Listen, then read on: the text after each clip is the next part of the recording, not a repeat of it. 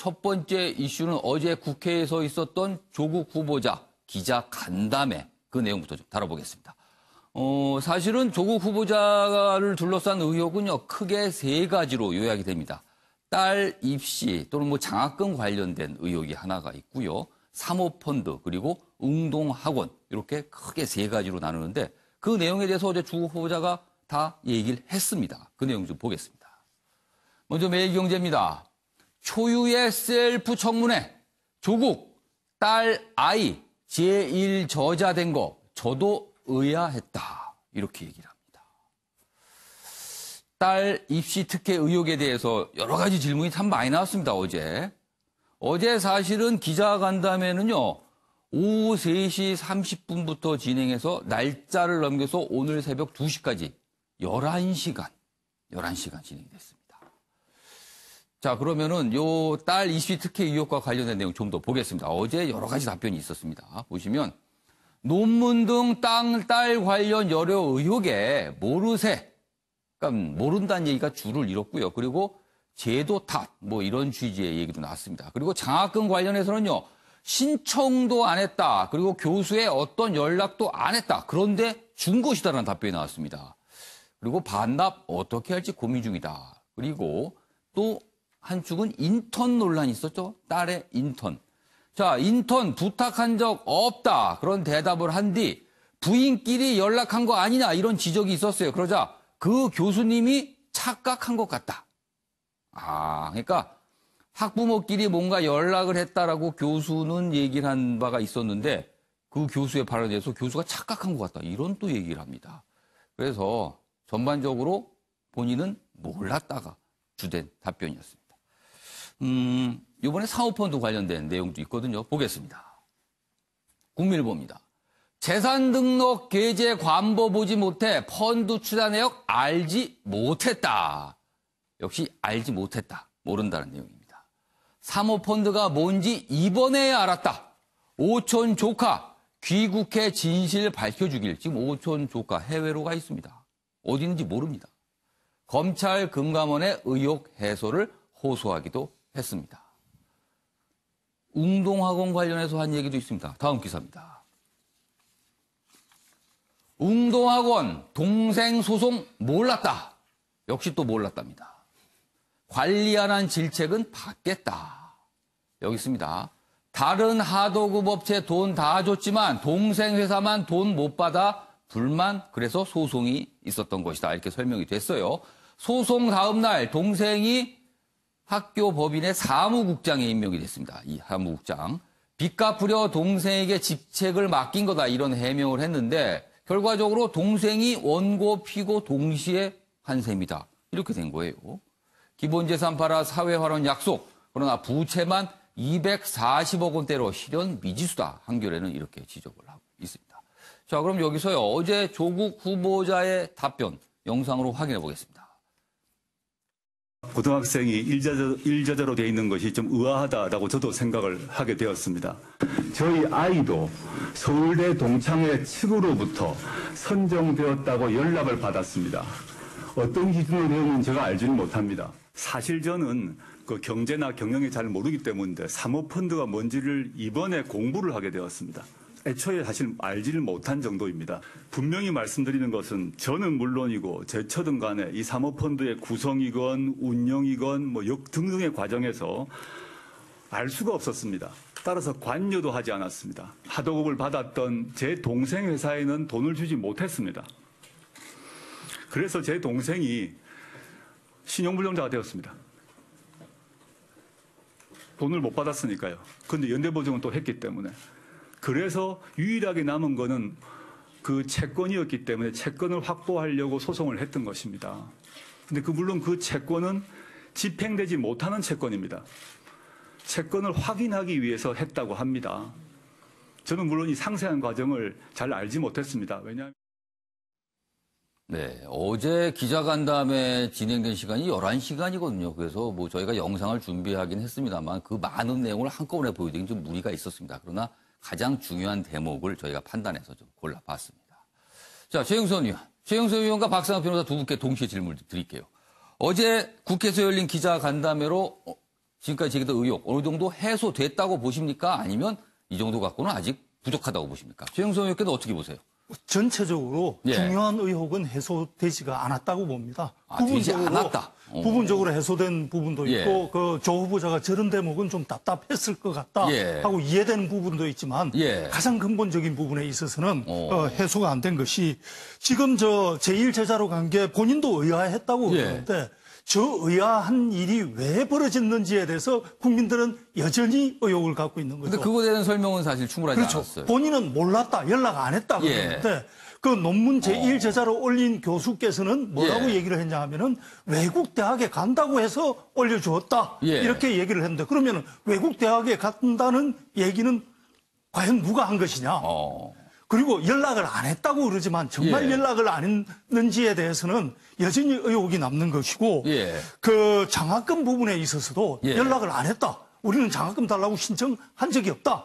그런데 그럼에도 불구하고 한경대학원 장학금이라든지 의전원 장학금이라든지 예. 조국 후보자의 딸에게만 저런 우연과 행운이 예. 반복된 것에 대해서 사람들은 여전히 어떻게 저분의 딸에게만 저런 행운이 반복될 수 있었느냐. 예. 의혹이 있다. 예. 이렇게 생각할 수밖에 없는 상황인 것 같습니다. 그러니까 좀 중요한 대목에 대해서는 아직까지 의혹 해소가 안 됐다고 판단하시는 거네요. 박상욱 변호사께서 어제 기자간담회 의혹 해소가 어느 정도 됐다고 판단하세요? 아니면 이거는 좀 부족하다 이렇게 판단하세요? 저도 어제 3시 반부터 예. 12시까지 시청을 했습니다. 그걸 다 보셨어요? 뭐 2시까지 했다고 하니까 좀 못 본 부분도 있는데요. 예. 원래 기자간담회라는 것이 이게 뭐 수사 과정도 아니고 예. 또 청문회 과정도 아니기 때문에 그런 부분에 있어서는 우리가 충분히 기대할 수 있는 수준이라는 뭐 것은 어느 정도 좀 한계가 있으나 뭐 자료를 정해져 있다라는 제출받거나 생각이 이러지는 듭니다. 못하니까요. 그런데 기관에 나왔던 수십만 건의 언론 보도라고 예. 하는데 그런 부분들을 관련돼서 일정 정도 우리가 어떤 부분들은 쟁점이 좀 정리된 것이 아닌가라는 생각이 들고 특히 예를 들어서 재수 씨의 뭐 부동산 거래라든지 예. 이런 부분들은 충분히 해소가 됐고 예. 또는 뭐 또 따님이 포르쉐를 탔다거나 예. 또 여배우와의 뭐 부적절한 이런 부분들은 더 이상 뭐 논할 것이 없다라는 그럼 것들 어제 단호하게 부인했습니다. 확인이 됐습니다. 그래서 예. 이제 어제 기자간담회에 가졌던 소기의 목적 예. 어떤 부분들이 정리가 되었고 또 우리 어떤 부분들은 누구에게 확인하면 이런 부분들은 더 추가적으로 확인할 수 있는지 또 예. 언론이나 또는 앞으로 수사 과정에서 할 수 있는지 이런 부분들은 충분히 소명이 되지 않았나 저렇게 생각을 하고 있습니다. 그러니까 일부 좀 해소가 된 측면도 있고요. 그리고 주요 쟁점들은 좀 좁혀져 갖고 좀 이른바 쟁점이 좀 뾰족해졌다. 예. 그런 내용은 좀 평가할 만하다는 거예요. 법정에서 말하면 뭐 공판 기일 전에 공판 준비 기일을 하면 쟁점이 정리되는 부분이 있습니다. 저는 뭐 그런 느낌을 받았습니다. 앞으로 어떤 쟁점을 논의될 때 구체적으로 어떤 지점에서 쟁점을 다뤄야 되는지는 좀 정리가 된 것 같다는 예, 평가시네요. 그리고 뭐 후보자의 어떤 간절하고 예. 뭐 이런 뭐 진솔한 또 얘기도 나왔고요. 알겠습니다. 자, 이런 과정에서 어제 의사협회입니다. 입장을 좀 내놨는데요. 여기 기사가 있습니다. 보시죠. 조국 후보자 딸과 관련된 내용입니다.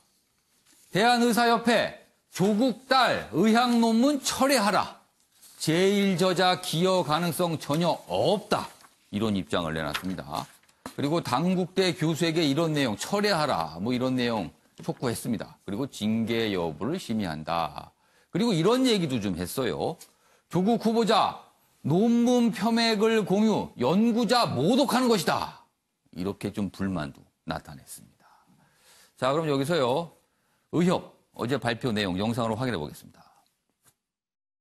먼저 대한의사협회는 공식적으로 단국의대 장영표 교수에게 논문의 자진 철회를 권고합니다. 국내외의 연구 저자 관련 규정에 따르면 논문의 제1저자는 해당 연구의 주제 선정과 설계, 자료 수집과 정리, 연구 수행과 결과 도출 및 논문의 저수를 주도하는 핵심 저자로 정의. 자, 지금까지는 어제 기자간담회에서 조국 후보자가 내놓은 여러 가지 입장과 발언, 그리고 뭐 의사협회에서 나온 발언, 뭐 내용까지 어떻게 보면 내용 측면이었어요. 기자간담회가 국회에서 열린 부분, 이 부분에 대한 내용을 우리가 좀 다뤄보겠습니다. 아마 패널 네 분께서도 좀 다양한 의견을 갖고 계실 것 같은데 그 기사 준비했습니다. 보시죠. 경향신문입니다. 여당 후보자 결심이 확고했다. 여기서 말한 결심이라는 거는 저 기자간담회를 하겠다는 결심을 말하는 거죠. 간담회 3시간 전 기자들에게 통보했습니다. 그래서 갑자기 열렸죠. 여기 보시면 어제 상황을 좀 더 설명하고 있습니다. 기자들이 기자간담회 이렇게 갑자기 하는 거는 이거 준비 과정도 없기 때문에 좀 무리다 이렇게 했지만 기자들 연기 요청에 법적 기한 강조하면서 일방 진행했다. 경향신문은 일방 진행 이런 표현에 벌써 약간 좀 비판적 시각이 좀 보이네요.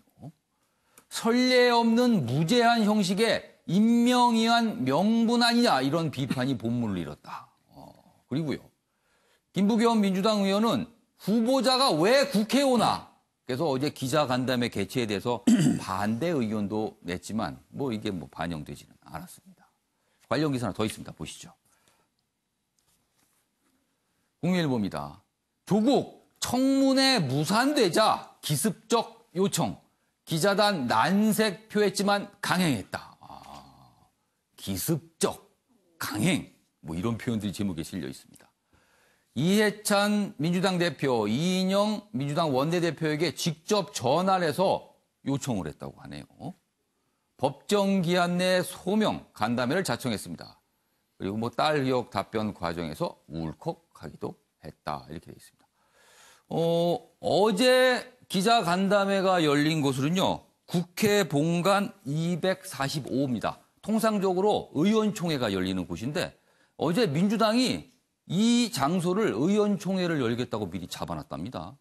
그리고 거기서 기자 간담회가 이루어졌어요. 그렇다면 여당 쪽에서 굉장히 뭔가 신경을 쓰고 배려를 했다는 거 볼 수밖에 없는 상황인데 자 어제 기자 간담회와 관련해서 홍익표 민주당 대변인 뭐 어제 사회를 봤는데 그 모습 영상으로 확인해 보겠습니다.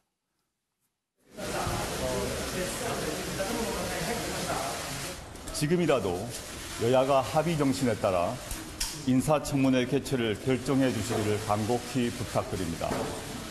조국 후보자는 당에 자신의 입장을 밝힐 수 있는 대국민 기자회견 방식의 소명 절차를 밟을 수 있도록 협조를 요청해 왔습니다.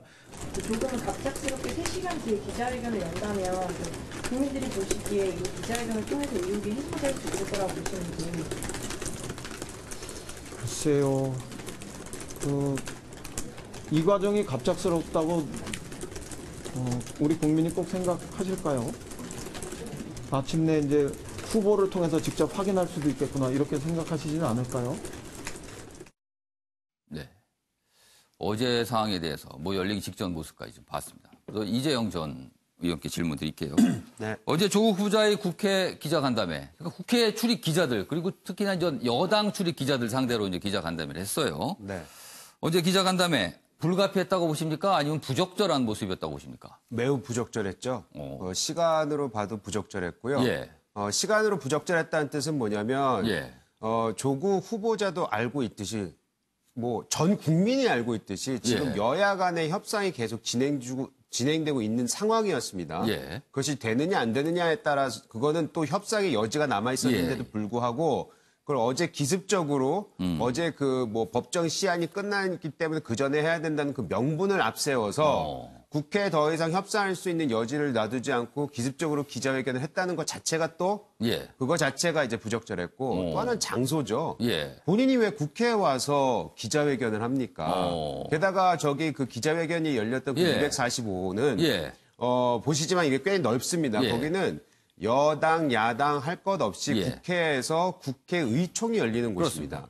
그럼 누군가 국회의총을 잡아줬다는 거 아니에요? 예. 그러니까 제가 알기로는 민주당에서 의총을 명분으로 잡았는데 오늘 나온 뭐 신문 기사에 따르면은 민주당에서 미리 의총을 하겠다고 그거를 국회 쪽에 통보했다는 게 그렇죠. 내용이 나와 근데 있어요. 민주당에서는 자기네 의총은 하지 않고 오히려 예. 조국한테 판을 깔아준 거거든요. 아. 그러니 이것도 매우 국회에서 하기엔 부적절했죠. 아. 또 국회에 있는 지금 사회를 홍익표 의원은 예. 지금 현재 대변인을 하고 있고 수석 대변인이죠. 수석 대변인입니다. 게다가 재선 의원이고 예. 이런 분이 나와서 사회를 봐줬다. 그리고 사회 보는 과정 속에서 저도 예. 어제 좀 보긴 했는데요. 예. 매우 그 부적절한 자기 뭐 짜고 치는 고스톱판이라 그러나요? 어떤 모습이 그렇게 느껴졌어요? 기자들의 질문을 받는 과정에서 예. 기자에 대한 질문과 거기에 이제 기자가 질문하고 답변하면 그거에 대해서 후속 그 질문을 보통 하지 않습니까? 예. 그걸 가로막는다라든지 시간 관계상 안 됩니다. 그러니까 추가 질문 이런 걸 좀 받지 않았다라는 그렇죠. 거네요. 추가 질문도 받지 않았고 그것이 예. 여러 번 이제 목격됐고요. 예. 본인들은 말을 모든 걸 해소하기 위해서 나왔다라고 얘기했지만 예. 그런 모습에 좀 성실하지 않았던 모습을 보였기 때문에 예. 좀 부적절했다고 보고 다시 한번 강조드리지만 예.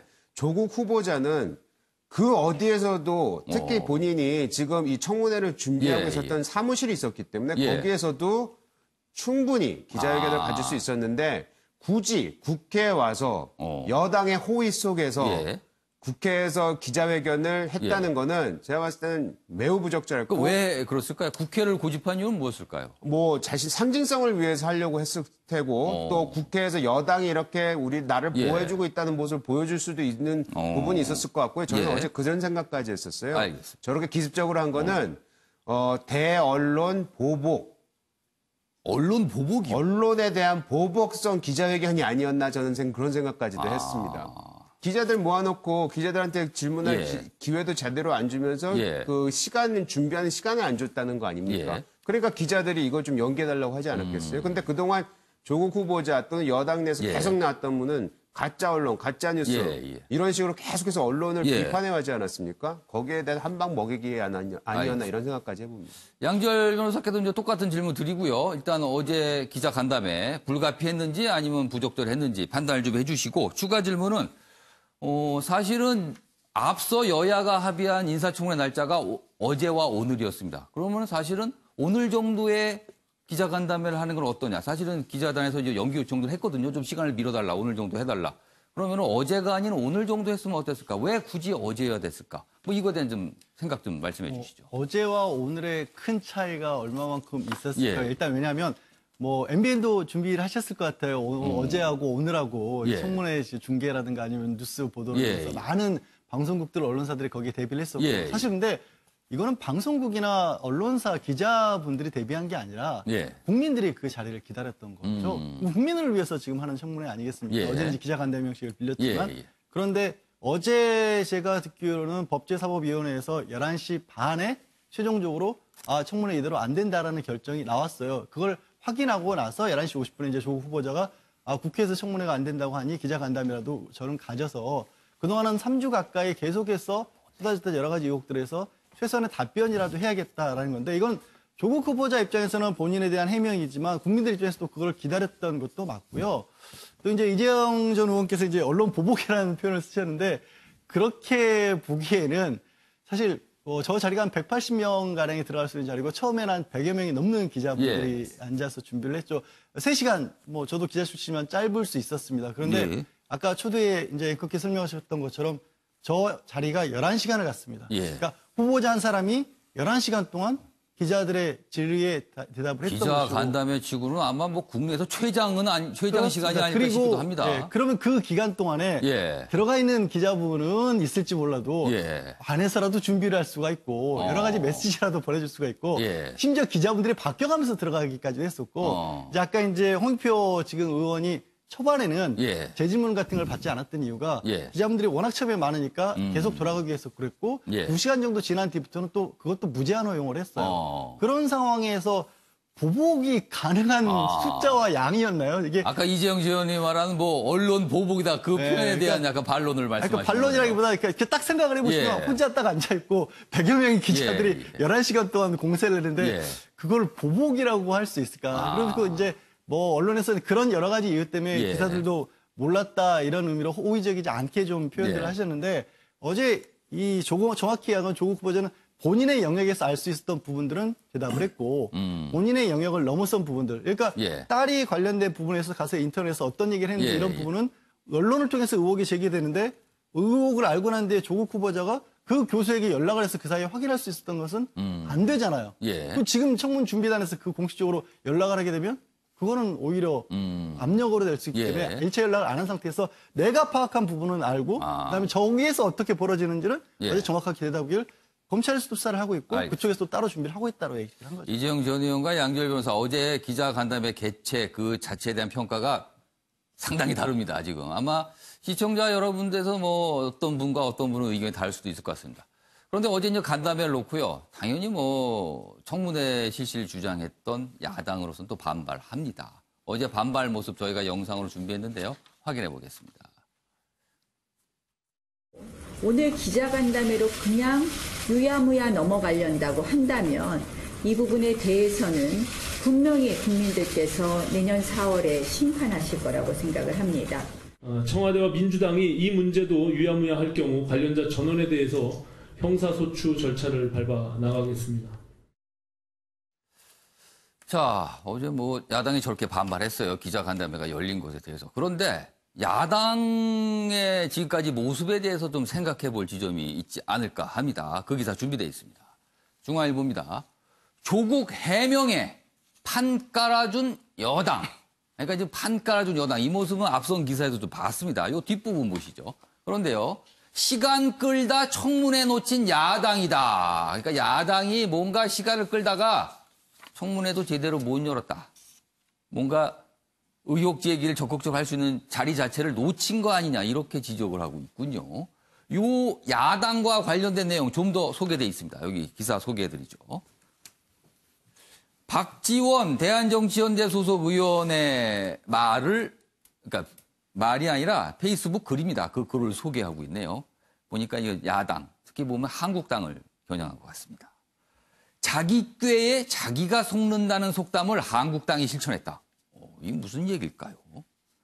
박 의원은 저는 일찍부터 모친, 부인, 딸은 인도적 차원에서 증인 신청을 하지 말고 그 외의 증인은 민주당에서 응하라고 제안했다. 이제 와서 증인 빼준다니 이미 청문회 열차는 떠난 뒤라며 역시 버스 지나니 손 흔드는 한국당이라고 지적을 했다.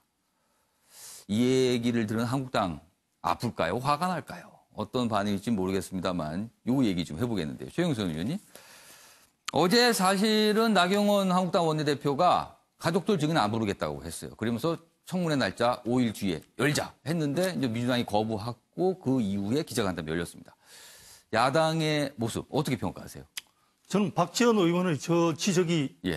타당하다고 봅니다. 그러니까 버스 떠난 뒤 손을 든 거다. 이거에 동의하시는 거예요, 그럼? 그렇습니다. 예. 법적으로 정해져 있는 청문회 기간이라는 게 있습니다. 예. 그 내에 청문회를 진행해야 될 의무가 국회에 있습니다. 그런 측면에서 본다면은 청문회를 진행하지 않아서 이런 빌미를 준 야당에게 저는 분명한 책임이 있다고 봅니다. 예. 그런데 이제 어제 간담회를 진행하면서 예. 조국 후보가 그런 얘기를 했죠. 흑수저 청년에게 미안하다 예. 이런 말을 했는데 예. 거기에 덧붙여서 과거의 흑수저 정치인들에게도 미안해해야 할 것 같습니다. 오. 이런 간담회를 이때까지 할 수 있었던 정치인은 제 기억에 아무도 없었습니다. 그러니까 한 나라의 대통령이라 하더라도 8시간 이상 공중파, 종편 모든 채널을 동원을 해가지고 예. 자기의 말을 일방적으로 해명할 수 있는 기회를 가졌던 정치인을 제 기억에서는 찾을 수가 없거든요. 그러네요. 기억을 돌려보니까 그런 기억이 안 나네요. 그렇습니다. 그래서 예. 굉장히 이 조국 후보를 둘러싼 논쟁은 예. 이미 개인의 도덕성 문제를 떠나가지고 예. 진영 싸움으로 비화가 되면서 앞서 중앙일보 기사에도 잘 표현을 해놨지만은 여당도 조국 해명에 판을 깔아주면서 예. 이렇게 이제 판이 만들어졌다. 예. 근데 이 판이라는 것은 예. 솔직히 기자간담회는 인사청문회에 비해서 훨씬 그 후보자에게 유리한 구도거든요. 일단 질문 시간이나 예. 질문 내용, 예. 중복 질문, 후속 질문 예, 가능성 이런 것들을 다 따져봤을 때 예. 청문회보다는 간담회가 훨씬 후보자에게 유리하고 해명하기도 나았다는 측면에서 본다면은 예. 하여튼 야당이 이런 그 자리를 마련하게 빌미를 준 거에 대해서는 예. 스스로 좀 반성을 해야 될 것 같습니다. 자, 한국당에 몸담고 계신 이재영 저도 이렇게 질문을 안 할 수가 없습니다. 일단 중앙일보는 시간 끌다 놓쳤다라는 비판적인 제목을 달았고요. 최영선 의원께서도 이거 책임 있다 야당에 지금 지적하셨어요. 그 지적에 동의를 하시나요? 아니면 지적에 또 어떤 좀 더 설명하실 게 있을까요? 설명할 거야 뭐 많죠. 예. 근데 사실 그 시간 끌다 청문회 놓쳤다고 얘기를 하는데 예. 지금 시간이 끌려진 마지막 부분을 보시면은 예. 지난 금요일 날 지금 여야 간에 예. 증인 채택을 위해서 합의를 하려고 하다가 예. 그때 여당의 반발로 인해서 그때 그렇죠. 무산이 증인 되지 관련된 않았습니까? 합의가 안 됐습니다. 계속. 안 되고 나서 그게 5일이 지나고 예. 5일 내에 그거를 송장을 보낼 수 없었기 때문에 이게 불가능해진 부분도 없기 때문에 예. 이걸 하나하나 소위 말하는 디테일로 들어가면은 여야 이것이 잘못된 부분에 대해서 자유로울 수 없다고 저는 생각을 하고요. 예. 다만 저는 어제 그 기자회견을 보면서 느낀 것은 뭐냐면 이 기자회견뿐만 아니고 조국에 대한 그 법무부 장관 임명은 청문회를 하건 안 하건 기자회견이 있었건 없었건 무조건 강행하는 거구나. 강행한다는 것을 전제로 깔고 이 모든 것이 진행돼 왔구나는 것을 거의 확인 사실하셨다고 저는 생각을 하기 때문에 과연 그럼 청문회를 열어서 우리가 청문회를 통해서 물론 여러 가지 의혹에 대한 뭐 자리가 또 일어날 수 있었고 어제 기자회견 특히 앞서 말씀하셨던 굉장히 조국 후보자한테 유리한 기자회견장에서 할 수 있게끔 놨던 것에 대한 아쉬움은 남아 있긴 하지만 이미 벌써 임명을 강행할 것에 대해서 정해놓고 했기 때문에 저는 그 별 의미 없는 청문회가 될 수도 있었겠다라는 생각이 들고 마지막으로 한마디 아까 이제 양지열 변호사께서 저에 대해 제가 한 발언에 대해서 말씀하셨기 때문에 거의 딱 한마디만. 다시 반론하시는 거예요? 거기. 아니, 아까 시간이 지나가가지고 제가 반론 손을 못 들어가지고. 짧게 드리겠습니다. 네, 아주 짧게. 이렇게까지 그 말씀하시는 거 보니까 제가 말을 참 아픈 것을 한 게 아닌가 이런 생각을 좀 합니다. 그게 반론이세요, 지금? 네. 아픈 것을, 아까 그렇게 반발하는 거 보니까 제대로 얘기한 것 같다는 생각이 든다, 이 말씀이시네요. 평소에 제가 하는 말이라든지 다른 패널에 하는 말씀에 대해서 이렇게 그 비판적인 시각을 가지고 계시지는 않거든요. 알겠습니다. 제가 알기로. 뭐 양지열 변호사께서 뭐 어떻게 봐야 할지 모르겠습니다. 자, 지금 임명 강행 얘기를 좀 잠깐 하셨어요. 지금 뭐 거의 그런 분위기로 가고 있다고. 자, 오늘 언론도 그런 분위기를 전하는 기사들이 좀 있습니다. 기사 준비했습니다. 한국일보입니다. 청와대 어제 기자간담회 관련된 평가가 좀 있군요. 주요 의혹 상당 부분 해소됐다. 조국 임명 강행할 듯하다. 이렇게 돼 있습니다. 청문 보고서 재송부 요청 오늘 청와대가 할 전망이다. 뭐 여러 가지 얘기가 있습니다. 그러면은 일단 청와대 분위기는 크게 문제될 것이 없다는 판단을 내린 듯하는 것 같다고 전하고 있어요. 그리고 여론을 보면서 6일 또는 9일 정도에 임명하지 않을까 이렇게 전망을 하고 있습니다. 그런데요. 국회 금준의 청문회 개최 합의 땐 정치적 부담 고려 수용 분위기도 있다. 청문회가 열리는 걸 수용할 수 있다라는 분위기도 있다. 이렇게 돼 있네요. 이 대목도 좀 어제 눈길 끌었는데 뭐 크게 부각은 되지는 않았습니다. 조국 후보자가 비례대표 되거나 할 생각 없다. 뭐 대선 주사에 있어서 제외되는 게 맞다. 본인의 자리는 법무부 장관까지다. 뭐 이런 부분도 좀 강조를 했는데 오늘 워낙 많은 이슈가 있다 보니까 이 부분은 그렇게 부각은 되지는 않았습니다. 간단하게 소개만 드리겠습니다. 자, 박상현 변호사께는 이 질문 드릴게요. 그렇다면 어제 기자간담회에 참 많은 내용이 나오긴 했습니다만 전체적으로 이제 다 부인한 내용이었어요. 향후에 국회 차원의 인사청문회 이거 필요하다고 보십니까? 아니면 이 정도 됐으면 이거 필요 없이 그냥 가도 된다고 보십니까? 그 직전에 좀 전에 나왔던 질문 중에 그 언론 보도 중에 자기꾀 있었죠. 박지원 의원 얘기해서 한국당 관련된 내용. 그 얘기를 잠깐 드리고 싶은데요. 그 먼저 이 청문회의 무용론이나 보이콧을 처음 거론한 것은 지금 자유한국당입니다. 이미 그 청문 그 요청서가 제출되기도 전에 그런 얘기를 했었고 그다음에 가장 중요한 자기께에 빠졌다는 것은 갑자기 장외투쟁을 나갔다가 나경원 대표가 부산에 가서 아주 생뚱맞은 지역 감정을 선동하는 발언을 했습니다. 여러 가지 지적을 좀 받았습니다. 그 이후에 갑자기 어제 그런 부분에 증인 부분에 있어서 갑자기 양보를 하겠다라는 갑자기 뭐 그동안의 태도와는 다른 모습을 보이면서 그런 부분들이 스스로 자기께에 빠졌다 그런 생각이 들고 그리고 이번 그 임명을 이제 하실 것인지 안 하실 것인지에 대해서 문제 우리가 할 때 제일 중요한 것은 법적인 문제에 대한 명확성입니다. 즉 어제까지로 법적인 청문회 요청 기한이 끝난 것입니다. 이제부터는 대통령께서 그 10일 범위 안에서 재송부 요청을 할 수 있는 것은 그러니까 추가 요청을 하는 기간이 시작이 된 거죠. 전 예도 보면 하루만 뭐 재송부 요청 기간을 준 적도 있고 열흘을 준 적도 있고 그건 대통령의 고유의 인사권이기 때문에 우리가 그 전제하에서 시작을 해야 될 것이고요. 어제 조국 후보자도 그런 얘기를 했습니다. 재송부 요청 기간이 정해지고 여야가 합의를 하게 되면 그래서 청문회 일정이 잡히게 되면 본인도 당연히 참석해야 될 의무가 있는 것이고 그럴 의사도 있다. 그런 얘기도 했습니다. 그래서 이런 것들은 이제 대통령께서 재송부 요청 기간을 정하고 나면 여야가 그 기간 안에서 정치력과 또 국회의 권한을 최대한 확보하는 가운데서 서로 간에 합의점을 만들어야 된다고 생각합니다. 그런 가운데서 또 어제 나타난 부분의 미흡한 부분은 해소가 가능하다. 저렇게 생각하고 있습니다. 알겠습니다. 양지열 변호사는 지금 뭐 늦더라도 국회 인사청문회 열려야 된다고 보십니까? 아니면 이 정도면 굳이 이거는 열릴 필요가 없다고 보십니까? 그러니까 인사청문회라고 하는 것 자체가 예. 그러니까 원래 저희 도입된 지도 사실 한 15년 정도밖에 안 된 거예요. 예. 원래 뭐 헌법상에 꼭 있어야 되는 것도 예. 아니고. 다만 저는 아쉬운 점은 분명히 있어요. 어제 이제 조국 후보자로서는 설명하기 어려운 부분에 대한 예. 이제 문제의 당사자들이 청문회에 좀 나와서 얘기를 좀 시원하게 들었으면 국민 입장에서는 훨씬 더 좋을 것 같거든요. 다른 증인들이 나와서 뭔가 좀 속 시원하게 설명을 했으면 좋겠다. 그러니까 문제가 된 뭐 저 왜 일제자 준 예. 논문 교수나 아니면 예. 장학금 주신 교수분이나 저는 그런 분들 얘기를 직접 들어보고 싶었는데 그걸 국회에서 특히 이제 야당 쪽에서 예. 그런 증인이 아니라 가족들에게 초점이 맞춰져서 무산돼 버렸단 예. 말이에요. 만약에 그런 정도의 취지를 가지고 진짜 국민들의 예. 의혹을 해소시키기 위한 청문회가 있다라면 예. 저는 기간이 좀 넘기더라도 있을 수 있을 것 같은데 그게 아니라 또 정치 공방을 하기 위한 청문회라면 의미 없죠. 오늘도 아마 여야가 뭐 어떤 접촉을 하겠는데 과연 어떤 결론이 내려질지 저희가 지켜보도록 하겠습니다. 조국 후보자의 기자간담회가 국회에서 열리는 그 시간 인사청문회가 있었습니다.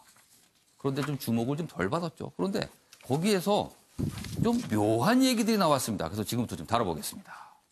먼저 한겨레 기사입니다.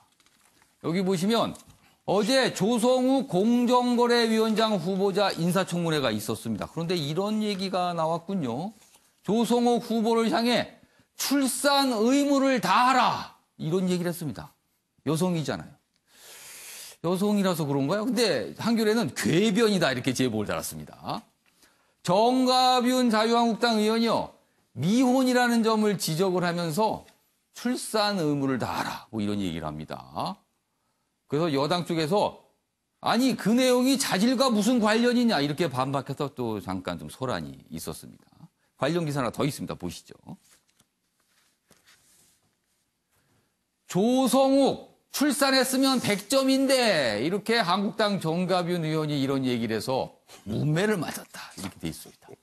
이런 얘기가 나왔어요. 출세 좋지만 국가 발전에 기여해야 한다. 출산을 해서 국가 발전에 기여한다 이런 얘기를 한 거예요. 논란이 일자 정 의원이 사과해서 일단락은 됐다 이렇게 돼 있습니다.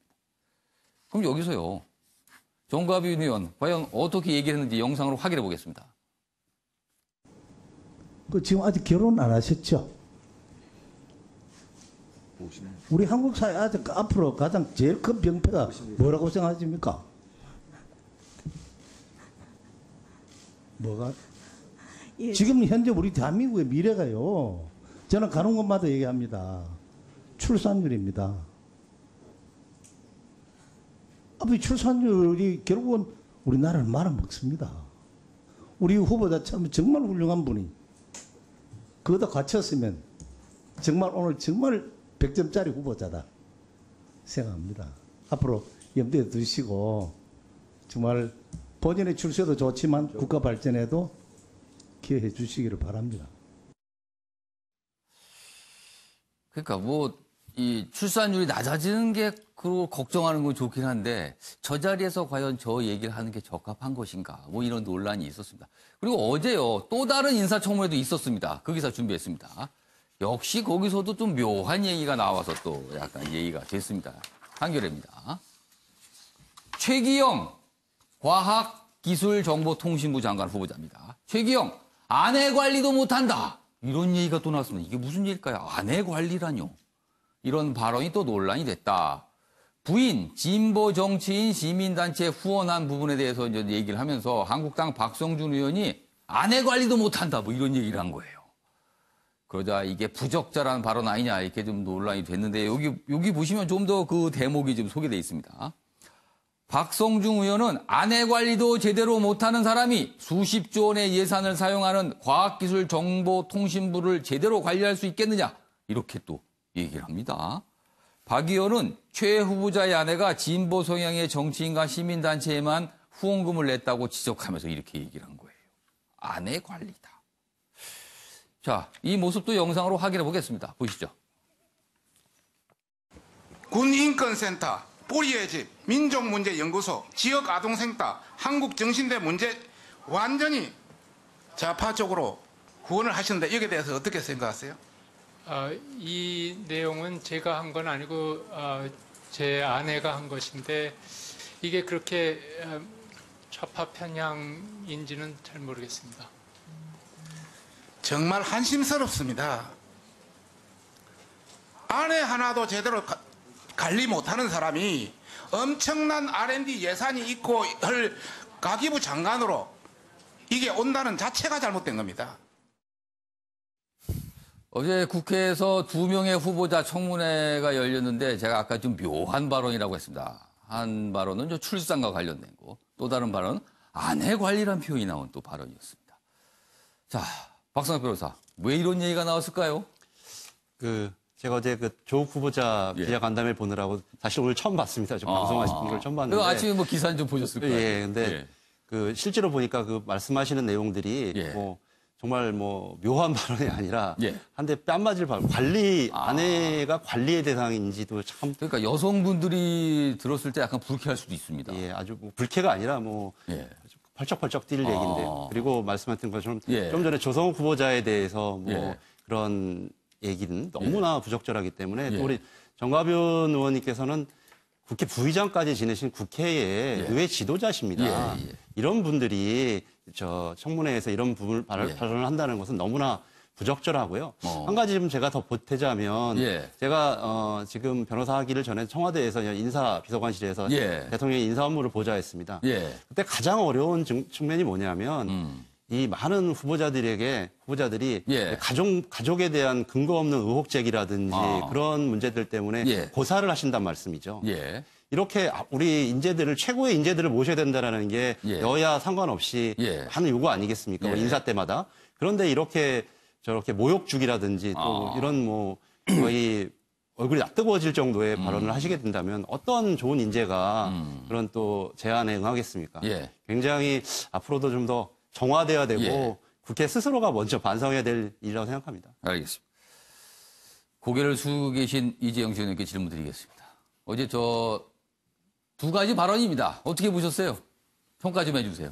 일단 정가뷰 의원은 이 부분에 대해서 끝에 가서 사과를 하셨습니다. 사과하고 사과 받고 해서 일단락이 됐다 이런 표현이 사과를 나왔습니다. 또 받았습니다. 부적절한 부분이 없지 않아 있었다고 저는 분명히 그 부분에 대해서는 지적을 해야 된다고 생각을 하고요. 그 자리에서 사과를 했다는 것조차도 다행이라고 생각을 합니다. 여기 아내 관리도 못해 이 발언은 이건 자세히 보면은 말이죠. 일단은 저는 내용을 분리해서 봐야 되는데 개인적으로는 최 후보자 아내가 어디에다가 후원하고 이런 거에 대해서는 저는 굳이 비판할 필요는 없다고 저는 스스로 생각을 합니다.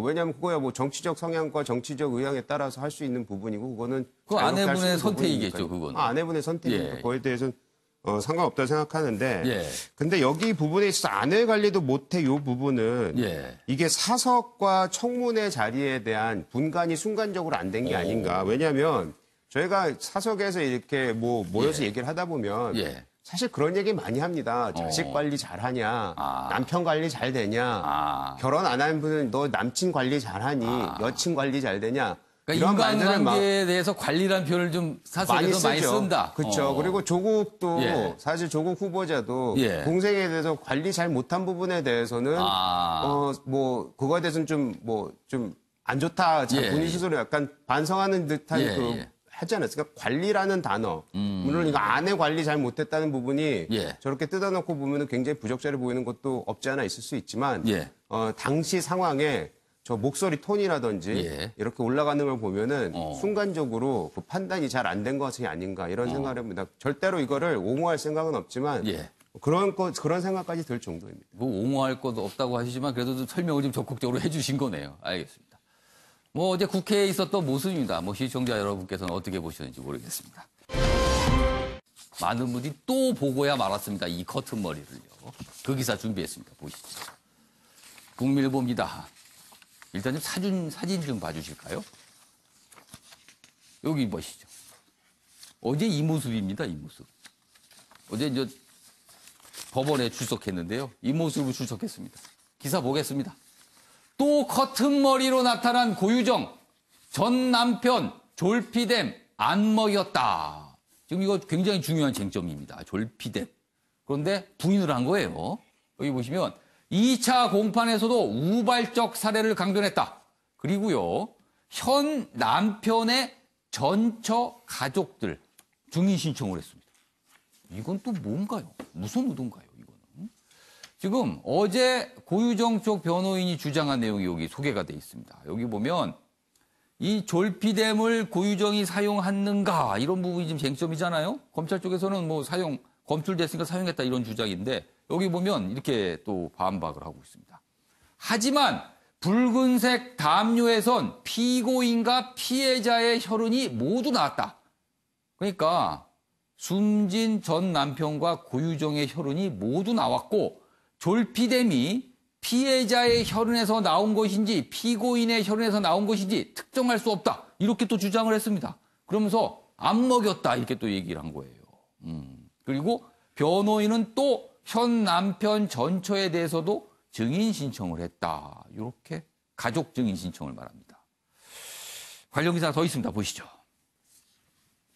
이번 기사는 어제 여러 가지 오간 주장에 대해서 좀 더 자세히 소개하고 있습니다. 피해 이름이 쓰여 있나 증거 부인한 고유정이다. 피해 이름이 쓰여 있나. 졸피뎀, 혈흔 등 검찰 제출 증거에 누구의 피인지 알 수 없다 반박을 했고요. 제주 펜션 현장 검증 요청을 하기도 했습니다.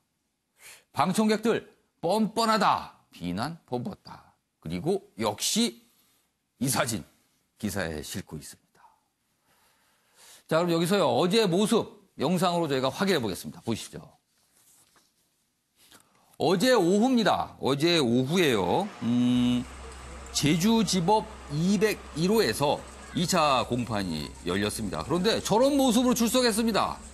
지금 여기 신문에 실린 사진은 지금 저렇게 들어오는 모습을 찍은 거죠. 머리를 앞으로 다 풀어헤쳐서 보통 저 상태면요 누구인지 분간도 못합니다. 지금 저 모습으로 어제 입장을 했고 그 이후에 재판이 진행됐습니다. 먼저 양지열 변호사. 많은 분들이 답답해하신 것이 저 머리 좀 어떻게 안 되냐 이런 질문 저에게도 하신 분이 있습니다. 저 머리 좀 어떻게 안 되는 거냐? 어떻게 안 되는 겁니까?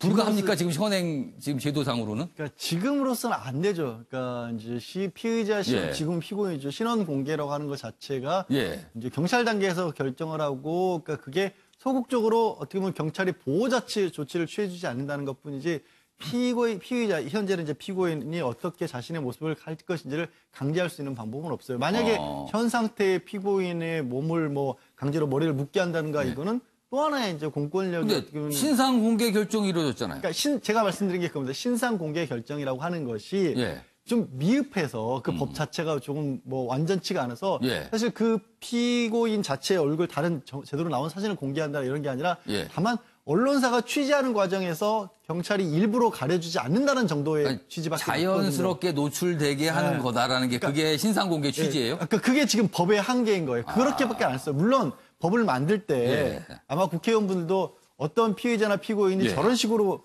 머리로 마치 저는 공포영화 보는 것 같아요. 그러니까 저런 식으로 하고 나오려고 생각을 못 했겠죠. 하지만 어쨌든 지금 신상정보 공개 제도는 이거 말고도 좀 문제가 좀 있다라는 지적이 많기 때문에 고유정 덕분에 법을 좀 정비해야 될 필요가 생긴 것 같습니다. 지금 재판정에 입장할 때 저렇게 입장했습니다. 그러면 재판정에 앉아서 재판을 봤잖아요. 저 때도 저렇게 머리를 풀어헤치게 되나요? 아니면 저렇게 하면 안 되는 건가요? 그런 건 제가 재판정을 안 가봐서 모르겠는데 저건 어떻습니까? 그 안에서. 그건 역시도 정해진 바는 없고 사실 지난 1차 공판 때는 고유정은 재판정 안에서도 머리를 커튼처럼 내리고 계속 그럼 어제도 마찬가지였을 가능성이 굉장히 높죠. 왜냐하면 거기 방청객들이 있지 않습니까? 본인은 방청객들에게 얼굴을 이렇게 보이고 싶지 않다. 그럼 재판장이 그 머리 좀 뒤로 넘겨라 이렇게 못합니까? 그렇게 할 수가 없는 거죠. 그러니까 재판장에게 굉장히 좋지 않은 인상을 주는 걸로 불이익을 받을 수는 있지만 뭐 또 피고인 저 머리를 돌리세요. 아니면 뭐 이런 식으로 명령할 수 있는 근거는 아니 얼굴 확인이 안 되잖아요. 그거는 첫 번째 그러니까 인증신문이라고 하죠. 인증신문이라고 해서 이 자리에 앉아있는 사람이 누구인가를 확인하는 가가 첫 번째 공판장에서 하거든요. 그때는 뭐 이게 주민등록증 같은 사진에 나와 있는 사진과 확인할 필요가 있었을지 모르지만 물론 그것도 사진을 보고 확인하는 건 아닙니다만 그 이후에 어떻게 앉아있든 간에 이게 뭐 재판장에서 예를 들어서 뭐 그럴 수는 없지만 다리를 뭐 올려놓는다든가 아니면 뭐 자세를 좀 뭐 함부로 놓는다 이럴 때는 소송지휘에서 제대로 앉으세요라는 정도까지 얘기를 할 수 있지만 머리를 넘겨라라는 얘기는 아마 재판장이 하기는 어렵지 않을까 싶습니다. 그러면 앞으로 재판이 계속 열릴 거 아니에요? 그러면은 머리카락은 계속 자랍니다. 그럼 점점 길어지게 저러고 재판장에 앉아있게 되는 겁니까? 그건 고유정의 뭐 뜻에 달렸습니다. 그리고요. 아무튼 뭐 어제 이른바 이 머리카락 커튼 얘기는 뭐 이 정도 하고요. 지금 어제 다툼이 있었던 게 졸피뎀과 혈흔 관련 다툼이 있었다고 네. 기사에 소개돼 있습니다. 이 내용이 뭡니까? 좀 더 자세히 소개해 주시죠. 그러니까 뭐냐면 현재 검찰은 예. 이 고유정의 전 남편을 살해하기 위해서 졸피뎀이라고 하는 수면 유도제를 먹여서 이렇게 저항할 수 없는 상태를 만든 다음에 해쳤다. 그렇기 때문에 계획 범죄다라는 주장을 검찰은 그렇게 보고 있는 건데 거기에 대해서 고유정 측은 어떻게 반론하냐면 예. 만약에 수면 유도제를 써서 그 전 남편을 정할 수 없는 상태를 만들었다라면 내가 이렇게 다쳐가면서 그런 어떤 공격을 했겠느냐. 우발적인 상황이 벌어져서 싸움이 있었기 때문에 나도 다쳤다라는 주장을 하면서 예. 졸피뎀은 전 남편이 먹게 한 게 아니라 내가 몸이 안 좋아서 먹었다라는 주장을 하고 그 있어요. 졸피뎀은 본인의 피해서 나온 거다. 그렇습니다. 그런데 지금 검찰이 증거로 국립과학수사연구원에서 채취한 혈흔이라고 하는 게 자신의 피와 전 남편의 피가 뒤섞여 있는 상태에서 검출된 거기 때문에 이게 내 혈액에서 나온 건지 전 남편의 혈액에서 나온 건지 모른다라는 주장을 하고 있고. 아니, 피가 그럼 섞여서 누구 피인지가 명확하지 않다는 거예요? 명확하지 않다는 거죠. 근데 이 부분은 저는 이제 이렇습니다. 사실 이 고유정의 이 주장에는 예. 한 가지 모순이 있는 게 예. 본인 스스로 또 무슨 주장을 하냐면 그러니까 당시에 임신한 것으로 알고 있었다는 주장을 또 하고 있거든요. 그러면 임신한 걸로 생각했다는 사람이 졸피뎀이라고 하는 마약성 수면유도제를 복용한다는 게 앞뒤가 맞지 않아요. 그럼에도 불구하고 이거 고유정 편을 들자는 게 아니라 저는 국과수에서 이 부분에 있어서 고유정의 다툴 여지를 제공한 것 자체가 분명히 잘못은 있다고 봅니다. 이거 왜냐하면 혈흔이라고 하는 건 분명히 혈액의 주인이 누구인지는 기본적인 사실관계예요. 이게 누구의 피고 누구의 DNA가 있고 그 동일한 혈액에서 졸피뎀이 나왔다는 정도까지는 그거는 검찰의 입증할 책임이 있어요, 분명히. 그 부분은 이제 변호인이 지적한 건데 타당하다 여부를 떠나서 그 부분은만큼은 검찰도 더 명확히 할 필요는 있습니다. 그리고 좀 또 한 가지 추가로 어제 나온 내용이요. 현 남편의 전처의 가족들 증인 신청한다. 이건 무슨 의미입니까? 고유정이 주장하고 있는 게 본인이 전 남편으로부터도 그리고 현 남편으로부터도 굉장히 가혹한 학대 행위를 당했기 때문에 심신이 정상적인 상황이 아니었다라는 참 납득하기 어려운 주장을 하고 있어요. 왜냐하면 그런 얘기를 하려면 이전에 뭐 가정폭력과 관련된 신고가 있었다거나 아니면 뭐 많이들 이건 고유정 측이 아니라 피해자 측에서 얘기한 거지만 이혼 소송 과정 중에라도 이런 얘기 한 번이라도 나왔어야 되는데 그런 얘기 한마디도 없었는데 왜 갑자기 저런 어디서 나온 상상이냐로 얘기를 하고 있어요. 하지만 고유정이 주장은 그런 주장을 하면서 그래서 현 남편이 그리고 가족들이 나에게 어떤 식의 가혹행위인지를 입증을 해야 내가 심신미약이었다는 것을 입증할 수 있다라고 하는데 이 주장이 받아들여서 그러니까 재판장이 이 신청을 받아줄까요? 저는 가능성은 극히 낮다고 봅니다. 이 부분에 있어서는. 왜냐하면 그렇게 하려면 말씀드린 것처럼 최소한의 어떤 그런 주장을 할 만한 근거를 가지고 얘기해야 되는데 그런 근거가 나왔다는 사실이 없어요. 알겠습니다. 뭐 어제도 여러 가지 좀 쟁점들이 좀 나왔고요. 그리고 또 그 모습 또 많은 분들이 보셨습니다. 이번에는요. 어떻게 생각하십니까? 순서를 좀 진행해 보겠습니다. 패널 네 분의 한 방이 있는 해설 들어보는 순서인데요. 주제 보겠습니다.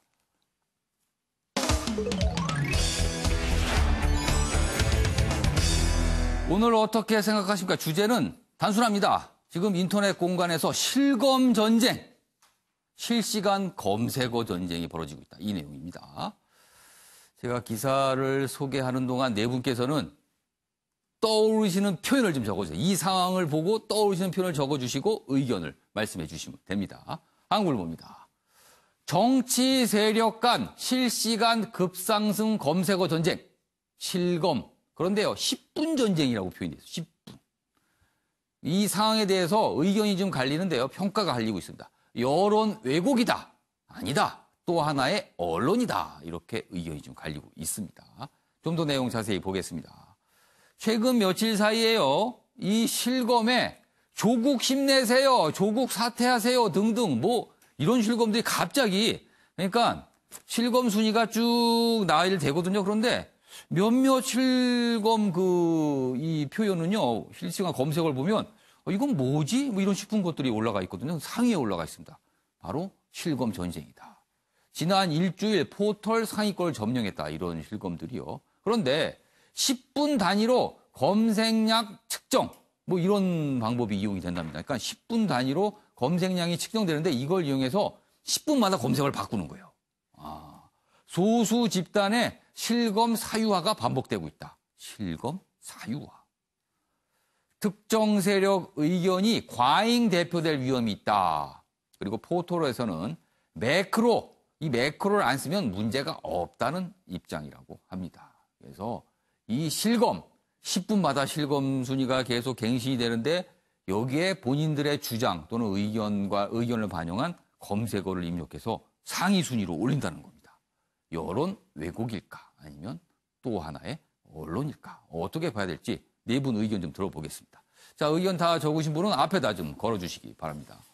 먼저 최경선 논술위원께서 가장 먼저 쓰셨는데 어떻게 생각하세요? 저는 기사 내용 중에 있는 표현을 인용을 했습니다.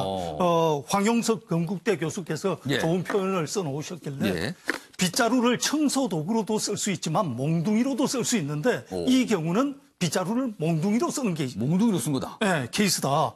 사실은 이게 그 포털 사이트에 검색을 하는 것이 이슈 흐름이라든지 그 시간에 뉴스 초점을 보여주기 위해서 등장한 것인데. 그러니까 불특정 다수가 어떤 분야에 지금 관심이 있는지를 보여주는 거죠, 사실은요. 그렇죠. 그런데 이것을 진영 대결의 도구로 사용하면서 이 진영 논리가 좀 무섭다 하는 느낌을 받을 정도로 지금 새 대결을 하고 있거든요.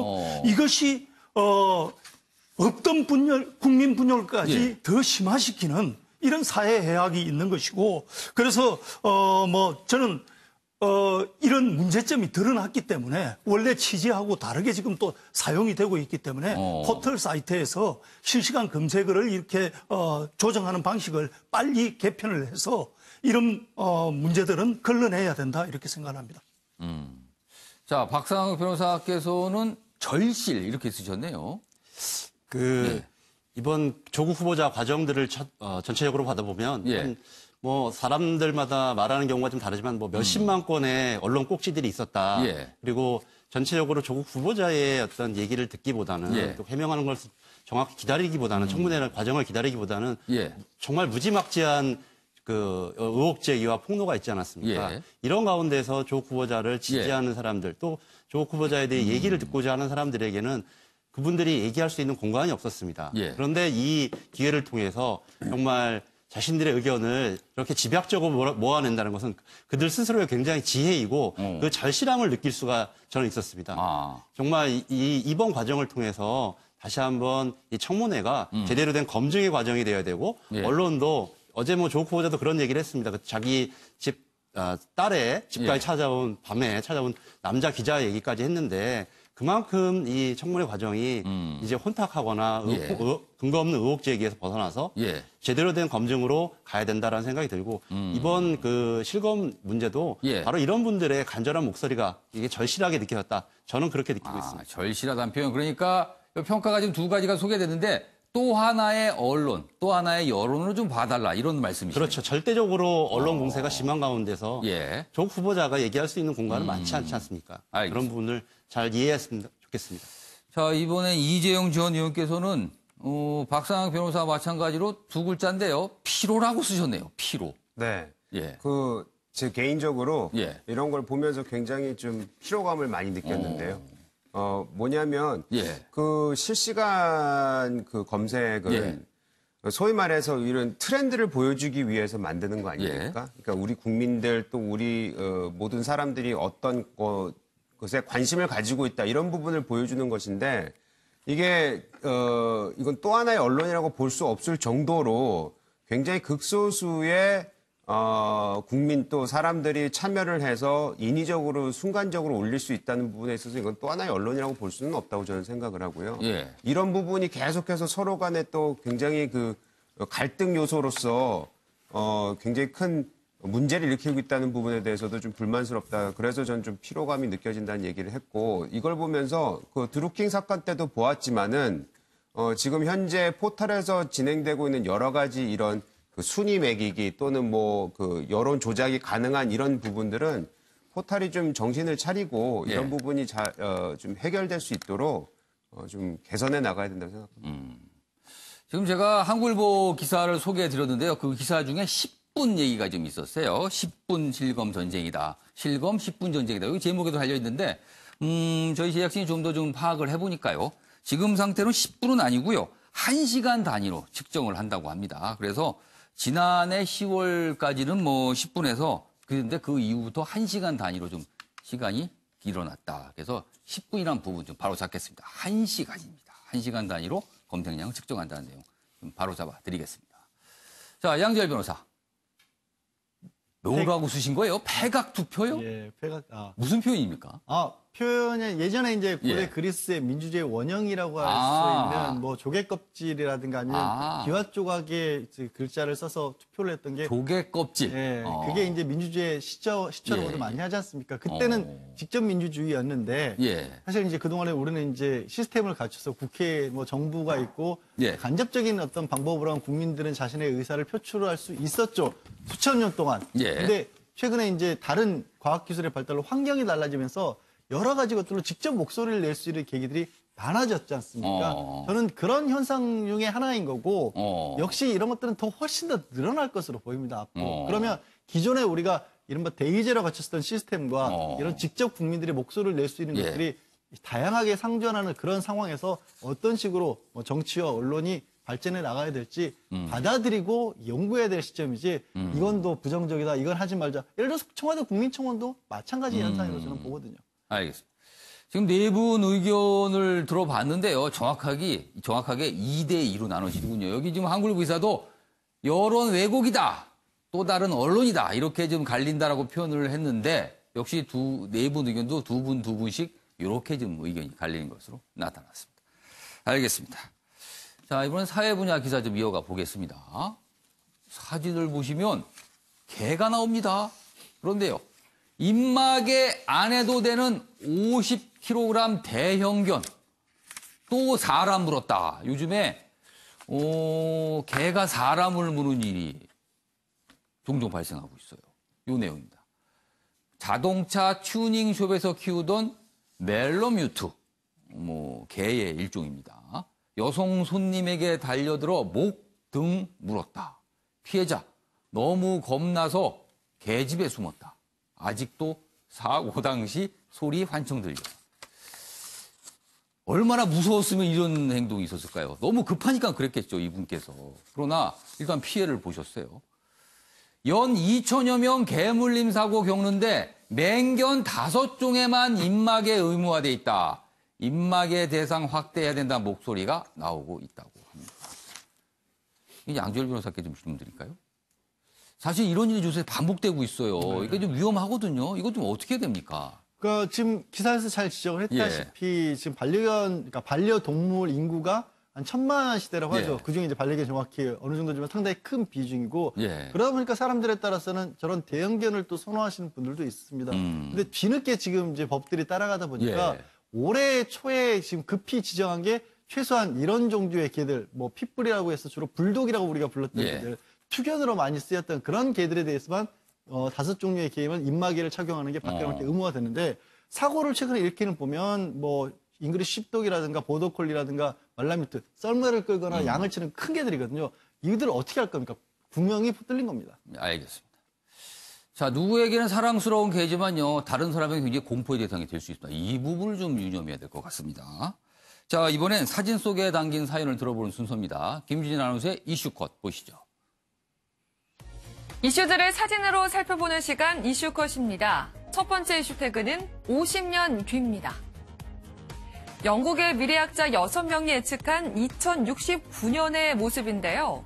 하늘을 나는 이 비행체는 다름 아닌 택시입니다. 학자들은 이때쯤이면 현재 7시간 거리인 런던과 뉴욕을 30분 만에 주파하는 로켓 비행이 가능할 것으로 전망했는데요. 또 수중고속도로가 유럽 곳곳에 만들어져 인접 국가 간 이동 시간이 크게 줄어들 거라고 예상했습니다. 과연 이 상상이 현실이 될 수 있을까요? 두 번째 이슈 태그는 특별한 모델입니다. 원피스 아래 드러난 소녀의 다리, 의족입니다.